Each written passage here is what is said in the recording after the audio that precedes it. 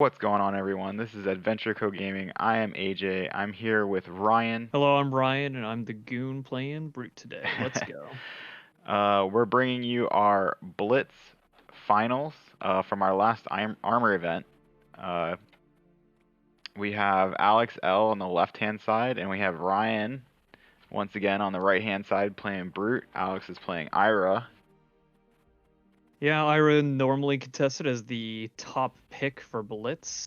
Very hard to beat her record considering all the, what's it called?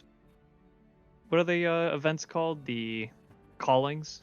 Yeah, Calling events that she's topped at? the callings will usually have a Blitz event, either a side event or even sometimes sometimes the main event is Blitz. Yeah, her and Kano seem to top the most when it comes to those events, so hard to what's it called? Going up against it with Brute, I was a little nervous at first, especially considering it was Alex, who's normally a very good player. Yeah, oh yeah. And we see you starting, you're just automatically going for that Art of War. Yeah, so I thought I was originally going to play KO, but then I was just like, KO's fun with dice rolls, especially when I roll all sixes all day.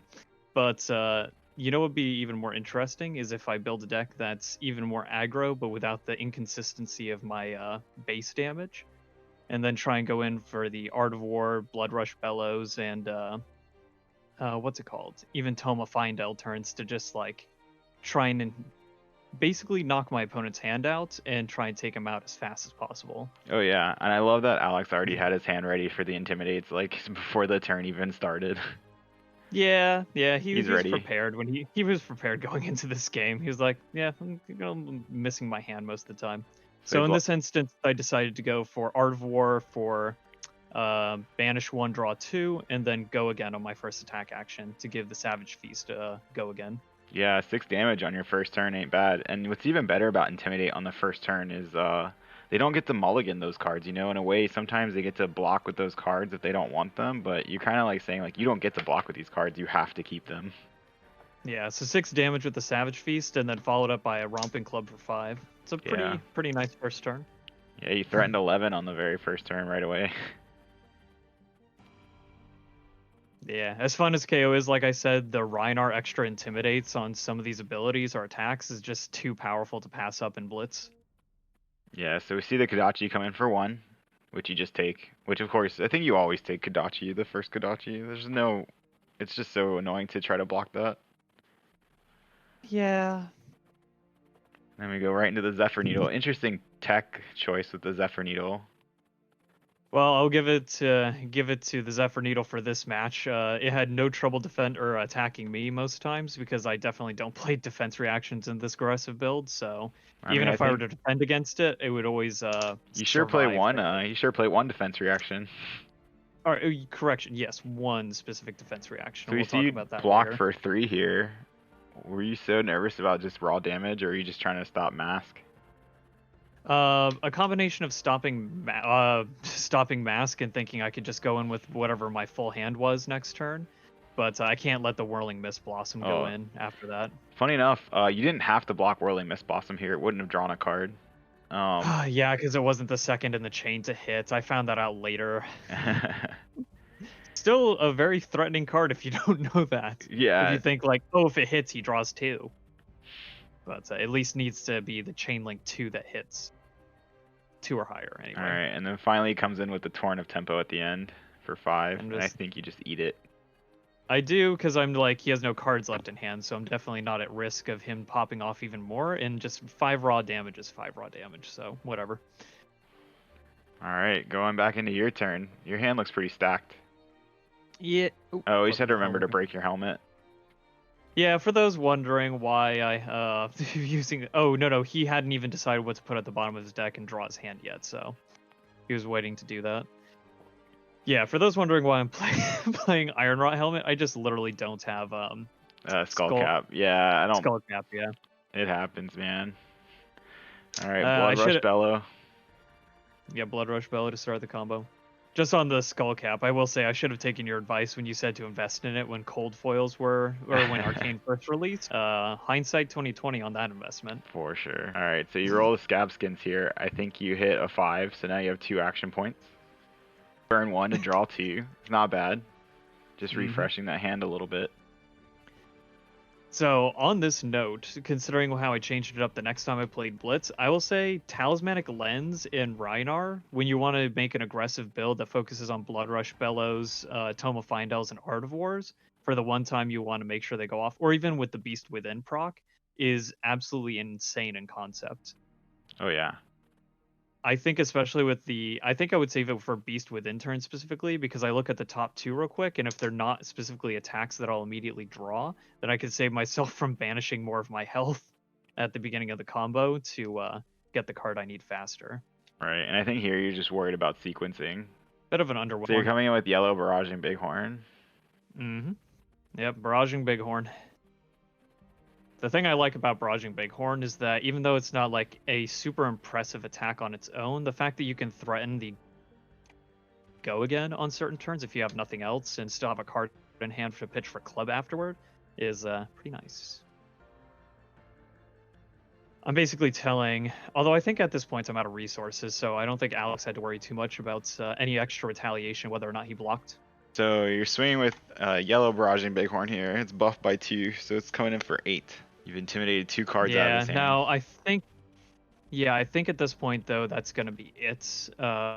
As cool as it would have been for me to pull off more with the Tome and Blood Rush on the same turn, unfortunately I'm out of resources at this point. So even if he doesn't defend and it gets go again, it literally doesn't do anything.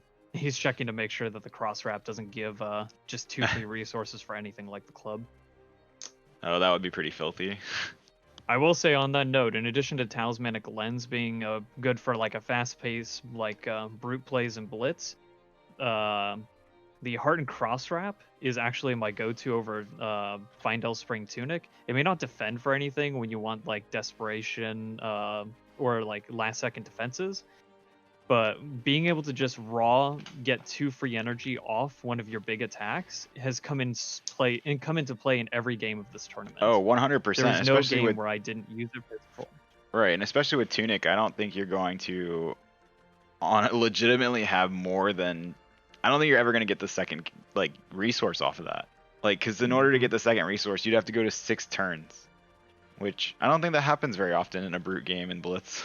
Yeah, not to mention, imagine like all the times that I would play Blood Rush Bellow, start pitching for resources and just have a little left, and then with the leftover I have, use the Heart and Cross Strap to use Alpha Rampage off the only 2 cards left I have in hand. It's so useful. All right, so we're going back into the ninja player thing. Once again, he's got a pretty full grip there, so he's probably wondering what to kind of start off with or what to go in. Oh, he just throws the Command and Conquer. Oh, you kind of see why. His hand was just all red. Oh, yeah. that's imagine if he had those left in hand to defend against instead of that Flick Flack. That would have been even worse, but I guess he at least got to do that. But since I didn't have any arsenal, I was just like, yeah, I'll just take it. It's fine.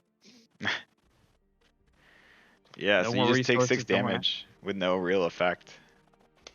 Oh yeah, and I have Barrage, and I think I saw a sneak peek of the hand. I definitely think I have another Blood Rush Bellow in hand for this turn. All right, so Barraging Beatdown gets rid of 1. Blood Rush Bellow, gonna discard the Massacre, get rid of another 1. And for just to remind those, Massacre does not get the extra Intimidate unless it's an attack that is discarding it. Yeah, but this Pack Hunt's coming in. It's going to have Intimidate naturally on it. So you Intimidate 3 cards. You pretty much guaranteed the extra damage from Barraging Beatdown. Yeah, so we're coming in at 6 on 6. That's 12 total damage. And I think here he's just ready to stop as much of the bleeding as he can. Mm-hmm. I think he stops all of it. No, he definitely takes damage here. Takes like, yeah. Oh, I was completely wrong to ignore what I was saying. He takes 5 damage, okay.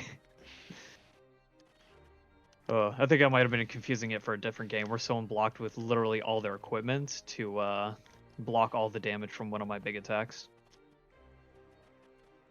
Probably Guardian player if I had to guess. I think Rhinar is just so strong in Blitz.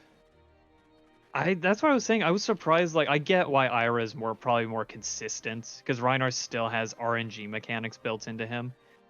But like, the power of Intimidate when your health pool is this low is absolutely disgusting. Especially because since Ira compared to Katsu doesn't get the ability to like search out combo cards to make those insane extra damage plays. Like, don't get me wrong, Ira's still strong, All right, we But see like, Alex come in with the 4 damage from a yellow turn of tempo. You already took the whole Zephyr Needle, hmm and you just take it and go to 1. What yeah, were you? I was like, I was thinking to myself, he ain't got no more resources, so even if that's a free attack in hand, like, what's it gonna be? What if it The was a most he'll lunging probably. press? What if it was ancestral empowerment? Oh, I guess I would have just lost then. Then we have the fine center to finish off. You know, no combo or anything, but he is threatening lethal there, so you have to block it. Yeah. I think it was Alex's posturing that was like giving me the confidence to just go ahead and be like, yeah, I'm gonna take it. He's got whatever he's got left in hand. He was trying to save for something else. All right, and you're And just there's the coming in with alpha the ramp. Alpha Rampage, gonna intimidate too. I appreciate Alex's very efficient way of just dealing out the intimidates. It's like it's still random, and it's like, oh, just plop them on the table and let's just pick 2 and go. Yeah, Helps save a definitely, lot of time. definitely makes it faster. You're just looking at 9 damage. You know, it's kind of like that check in chess. It's just you have to do something. hmm Let And me he see. does. He defends 5, so he Yeah, goes it down. takes 4, and we're at 1 to 1.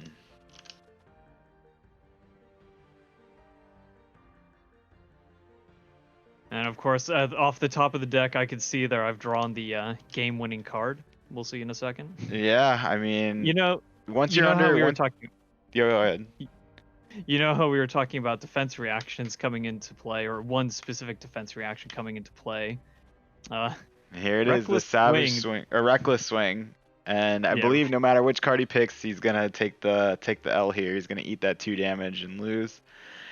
And Yep. it's just like one of those cards where you're under 2 damage, you're always threatening it. hmm And I think I like how Alex at the time he like grabbed the other card because he wanted to see what it was, and he was just like, "Oh, I just lost either way." And he checks his next hand, and he would have had a sigil to stay alive, but it just wasn't there. And you go on to win the finals, man.